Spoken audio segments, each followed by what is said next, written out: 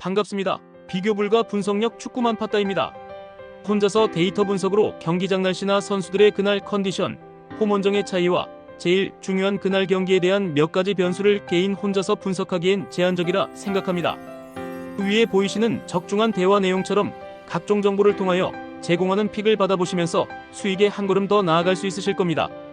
입장 방법은 아래 댓글 확인해 주시면 됩니다. 자, 그럼 8월 6일 일본 축구 분석 시작하겠습니다. FC 도쿄 포메이션은 4-4-2이며 마르셀로 라이어는 활동 범위는 넓지만 결정력에서의 기복이 자주 나타나고 있다. 타와라치미다는 측면에서 날카로운 움직임은 보이나 볼 간수 능력에서 불안 요소가 있으며 하시모토는 중원에서 템포 조절보다는 압박 대응에 치중하고 있어 전개의 흐름이 단조롭다. 특히 도쿄는 수비형 미드필더들의 활동 범위가 좁아 전방 압박 이후 중간 라인의 전환이 느려지고 있고 볼 소유 후 마무리까지의 연결 구간이 단절되면서 역습 효율도 떨어지고 있다.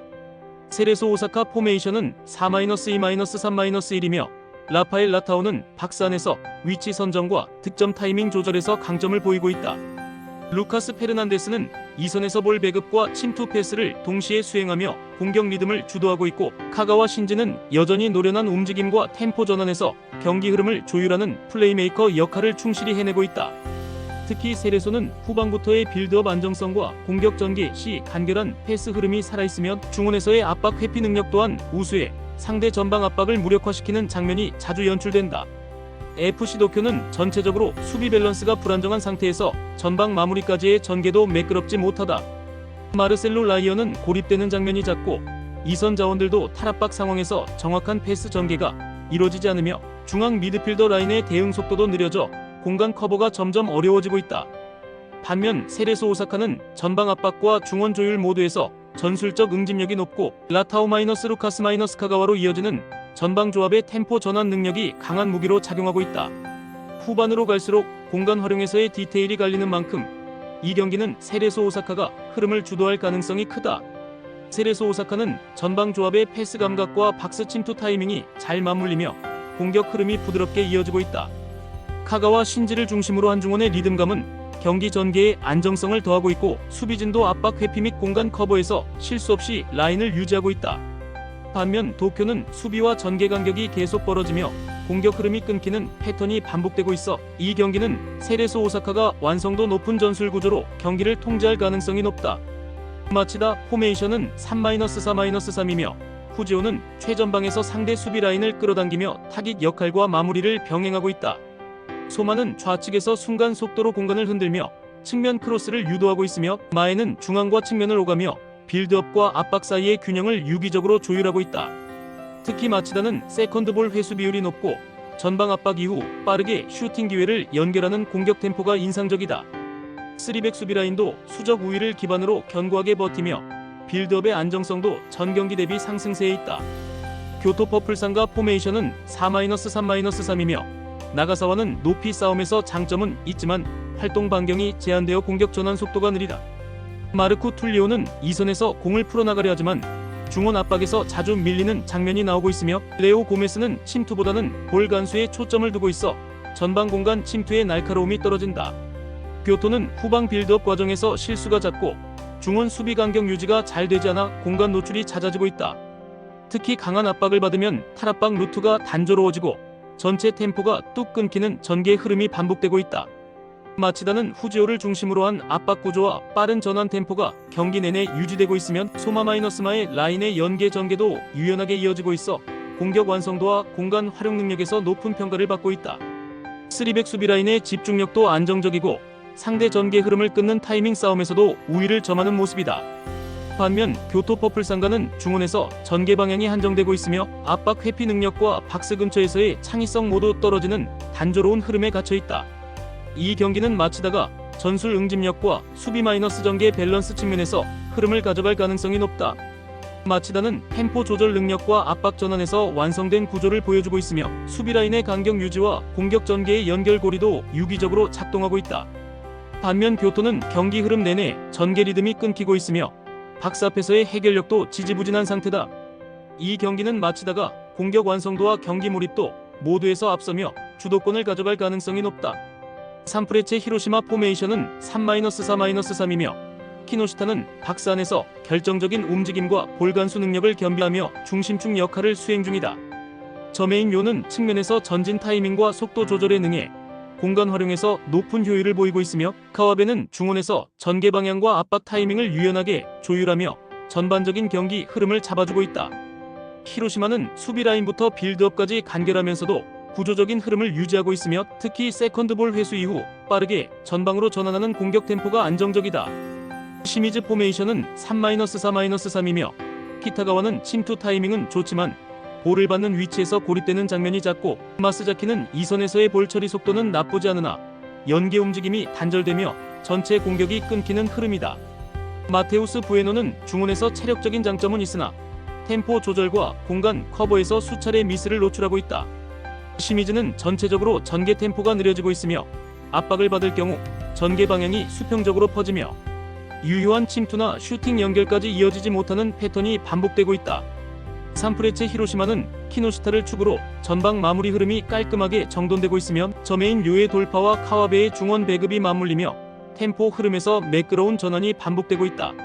전체 수비 라인도 3백 체계를 바탕으로 안정적인 커버와 압박 회복 능력을 보여주고 있으며, 박스 근처에서의 세컨드볼 반응 속도 역시 뛰어나 공격 리바운드 찬스가 자주 형성되고 있다. 반면 시미즈는 볼 전개 시 연결 타이밍이 어긋나고 압박 탈출 이후 템포가 끊기는 구조적 문제를 드러내고 있다. 이 경기는 히로시마가 압도적인 조직력과 전환 속도 우위로 경기 흐름을 주도할 가능성이 높다. 산프레체 히로시마는 3백을 바탕으로 한 수비 집중력과 전방 연계 흐름 모두에서 안정적인 구조를 보이고 있다.